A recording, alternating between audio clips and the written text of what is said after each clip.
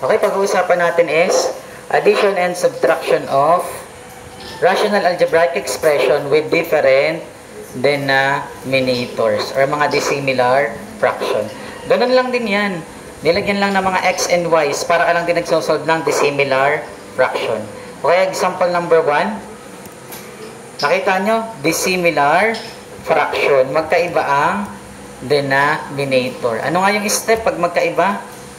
Hahanapan ng sino kaalala? LCD or LCM.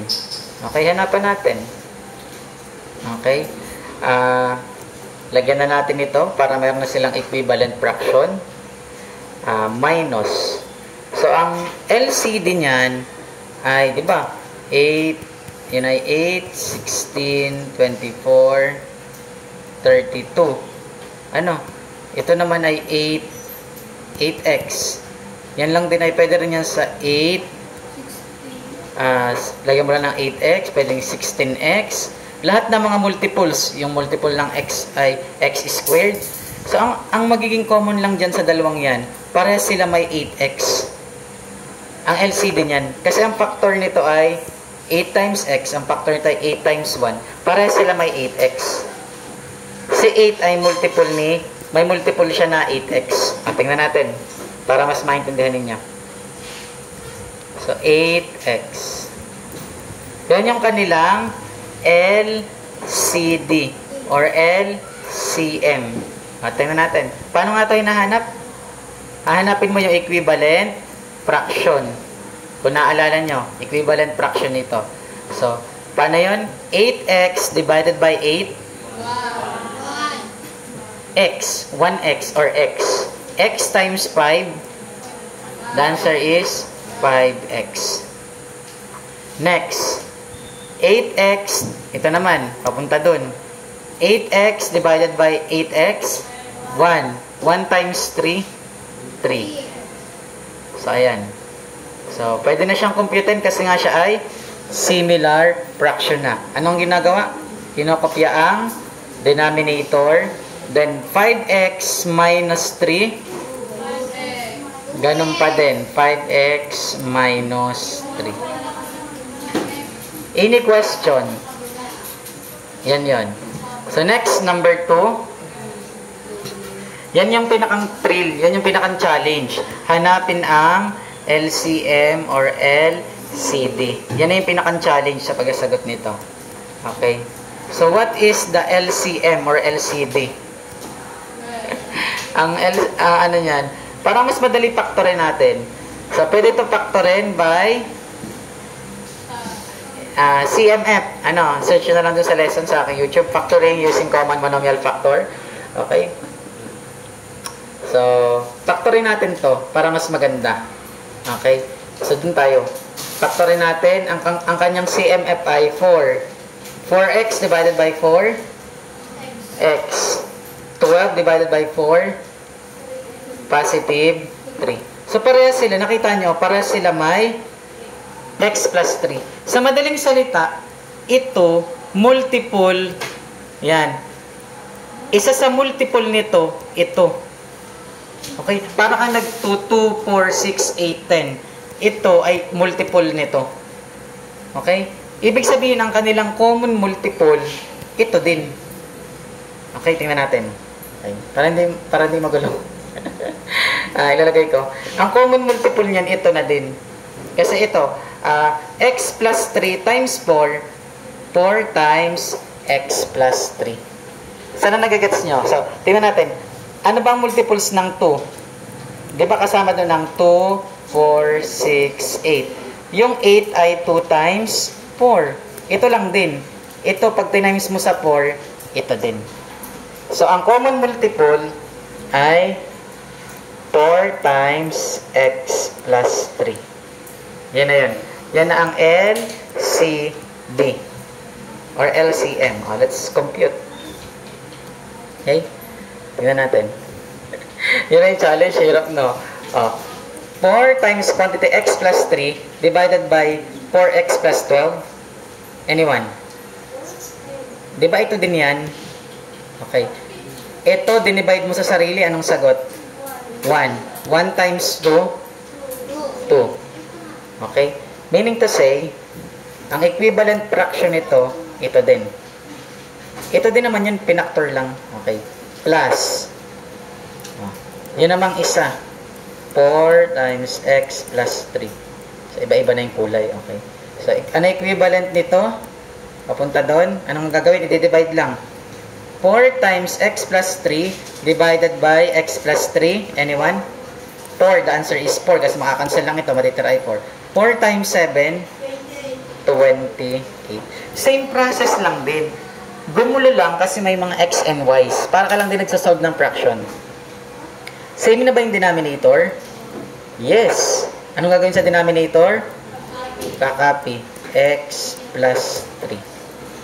Okay? Then, 2 plus 28. The answer is 30. So, this is the answer. Ang tanong, factorable ba? Yes, factorable. Pwede pa makancel si 4 at si 30. So, i-divide na natin pareha sa anong kanilang common factor? 2. 30 divided by 2, 15. Ano? 4 divided by 2, 2. So, the answer is 15 over 2 times x plus 3. So, this is the answer. Mahirap? Kaya? Kaya ba? Okay, next. Tuloy natin. Ito naman. Ganun ulit yung challenge. Ano nga hanapin? LCD. Parang ito na yung pinakamahirap. Ano? Hanapin ang LCD. Okay. So, para madaling hanapin ng LCD, i-factor nyo muna ito. Ano ba ang factor nito? Let's factor. Factor nga natin to. TAE method or general trinomial. What is the factor of y squared? Y. Factor ng 10? 5. 5 at 2. Ayan. So, pag gusto mong i-check kung yan nga yung correct factor, anong gagawin? Gaganto natin. 5 times y, 5y. Y times 2, 2y. 5y plus 2y, 7y. Ayun, no, correct na, no? Ayun, 7y. So, meaning to say, this is the correct factor. So, ito na yun. So, kita mo na agad, oh. Ayun, oh. Ano? Multiple nito, ito. Meaning to say, ito na yung LCM. Yan na yun. Okay? Okay? Parang, gusto niya ng mas malinaw na parang na-stress siya kasi mahirap. Ganito lang yun, oh. Okay. Mahirap na hindi niya ito naiintindihan? Ganito. Sir, paano po ito naging multiple nito? Paano yan naging multiple? Alam niyo ba multiple? Ano ba multiples ng 2? 2, 4, 6, 8. Okay. Si 8 ba multiple nito? Yes. Bakit? 2 times 4, 8. Oh. Ayan. Same na concept. Balikan natin. Okay. Sir, paano po ito naging multiple niya ito? Kasi y plus 5, tinimes mo lang kay y plus 2, lahat ng may factor na y plus 5, multiple yun. Multiple yun. Oh. Ang 15, ang 30 ba, multiple nito? Yes. Bakit? 2 times 15. Kaya siya naging multiple. Oh. Ito, naging multiple yan ito kasi meron siyang y plus 5 na factor. Yan yun. Kasi may factor na y plus 5. Yan yung pinakamadaling salita. Okay, tuloy natin. So ang LCM niya ay y plus 5 times y plus 2. Yan na yun. Dadalwahin ko na. Okay? Y plus 5 times y plus 2. Y plus 2. Ayan. Tuloy na natin.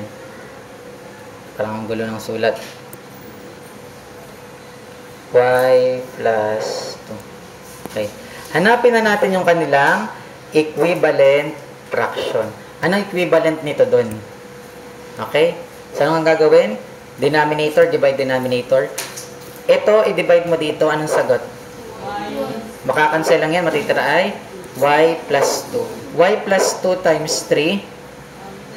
3 times y plus 2. Next. Ito naman, anong equivalent niya doon? Oh. Yun lang din. Diba ito ay ito din? Yun lang o pinaktor lang. Ito, i-divide mo sa sarili. Anong sagot? 1. 1 times y. Y. Oh. Yan na yun. So, sila ay similar fraction na. Alisin ko lang ito. Okay? So, similar fraction na sila. Paano nga i-add ang similar fraction? Kopyahin lang. Y plus 5 times quantity y plus 2. Okay. 3 times y plus 2 plus y. Anong sagot? Ganun pa din. 3 times y plus 2 plus y. Idinikit lang doon. Okay? Yan na yung sagot. Pag gusto mo i-simplify, pwede pa yan i-simplify.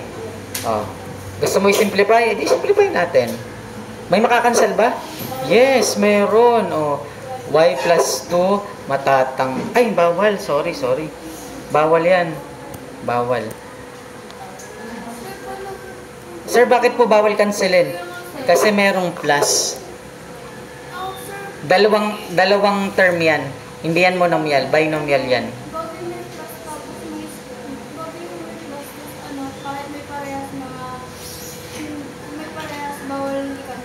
Bawal. Pwede ka lang mag-cancel kapag naka-times. As na example kanina. Ito y plus 2, y plus 2. Bakit na-cancel yan? Kasi si 3 naka-times kay y plus 2. Kaya pwede mo siya cancelin. Kasi naka-times. Basta bawal makancel. Kung wala ito, pwede yan makancel. Pero dahil may plus y doon ba, yan na yung sagot. Okay, sige. So, ang sagot na ay, pag gusto mo i-simplify, ay di 3 times y, 3y. 3 times 2, 6 plus y. Ito lang yun, plus y. Okay? Over, ito, pwede mo na to i-FOIL method. Pag pinoil method mo ito, ang lalabas lang ay yun. Di ba yan yun? Pinaktor lang natin. So, y is squared plus 7y plus 10. So, ito na yung final answer. Ayun, pwede pang ma-simplify. Oh, pwede ba ito ma-add? May pwede bang ma-add? Yes. So, 3y plus y. Ilan? 4y plus 6 over y is squared plus 7y plus 10. So, the final answer is this one. Iyak, sir, iyak. Ang hirap niya. Sabi nila. Okay na? Any question? Yes, sir. Wala na. Mahaba lang. Yan na yun. So, next. Alisin ko na to. Alisin ko uli at maglalagay tayo ng iba. Sagutan natin itong kasunod. Okay, sagutan natin to number 6. Okay. Next, anong gagawin? Hanapin ang LCD. So, ang LCD lang niyan, ganun lang. Ang LCD na niyan ay x minus 3 times x plus 7. Yan na yung LCD.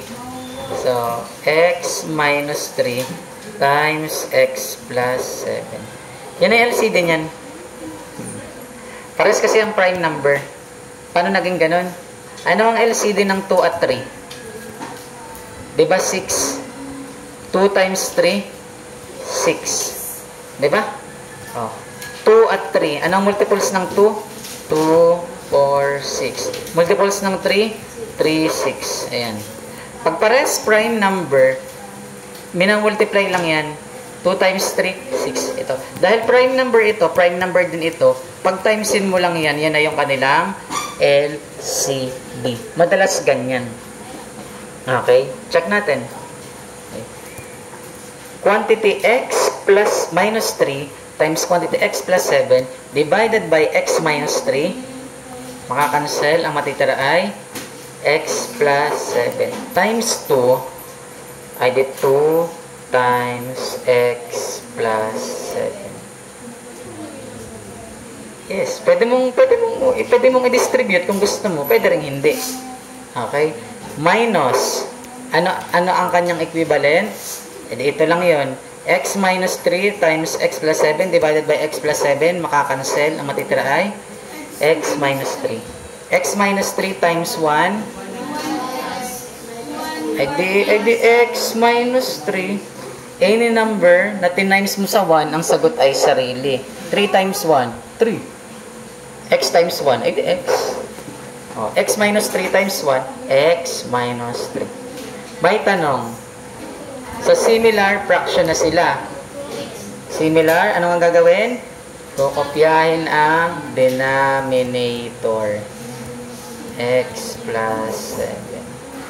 Computein ang numerator. Okay. 2 times x plus 7 minus x minus 3. Ay di yun pa rin ang sagot. 2 times quantity x plus 7 minus quantity x minus 3. Ha? Pwedeng mag-cancel kung merong makakancel. Ang tanong, sir, ba't hindi po ito pwede cancelin? Again, kasi merong minus. Nakakapag-cancel lang kapag naka-times. So, i-simplify na natin. Simplify na natin. Baka naman meron pa. 2 times x, 2x. 2 times 7, positive 14. Next, minus. Naka-minus siya. Minus x, minus negative 3. Pag nag-minus ka ng negative 3, nagiging plus, inaral natin yan. Para ka lang din nag-plus 3. Inaral natin yan. Side track. 1 minus negative 3. Nang ginagawa natin? Plus. Para ka lang nag-plus ng positive 3. Kaya sabi ko sa inyo, dugsong-dugsong yan. Okay? Pag nag-minus ka ng negative 3, para ka lang nag-plus ng 3. Okay? Next. Kopyahin mo lang. X minus 3 times quantity x plus 7. May mapapagsama ba? Yes. 2x minus x. 2x minus x, mga bata. Dito ako lalagay yung sagot. 2x minus x, x. The answer is x. Then, 14 plus 3. The answer is 17. Over, kopyahin mo lang yung denominator. X minus 3 times quantity x plus 7. May makakancel ba? Wala naman. Kaya this is the final answer. Ang final answer, babasahin ko lang. X plus 7 all over quantity x minus 3 times quantity x plus 7. Hirap, sir. Okay. May tanong. Ha? Yun din yung process. Ang mahirap lang yung paghahanap ng LCD, LCM. Okay? So, ito, mga mas madali ito. Tuloy pa natin. Mas madali ito. Ano nga natin? LCD. Ano ba LCD niyan? Ang LCD niyan, sige. 6x lang LCD niyan. Uulitin ko, multiple kasi ito nito. Bakit? Di ba ito ay 3 times 2x? Di ba? 3 times 2x, 6x. Ayun mayroong 3. Ibig sabihin, ito, multiple ni 3, ito. Ganun lang yun. So, ang LCD na niyan ay, ang LCD na ay 6x or 3 times 2x. Kahit alin lang gamitin mo. So, pares lang din naman yan. Okay. Hanapin na equivalent fraction. Gusto nyo gamitin 6x. 6x. Yan lang yan. 6x divided by 6x times 5. 5. Minus. Ito namang isa. 6x divided by 3. 2x. 2x. 2x times 2.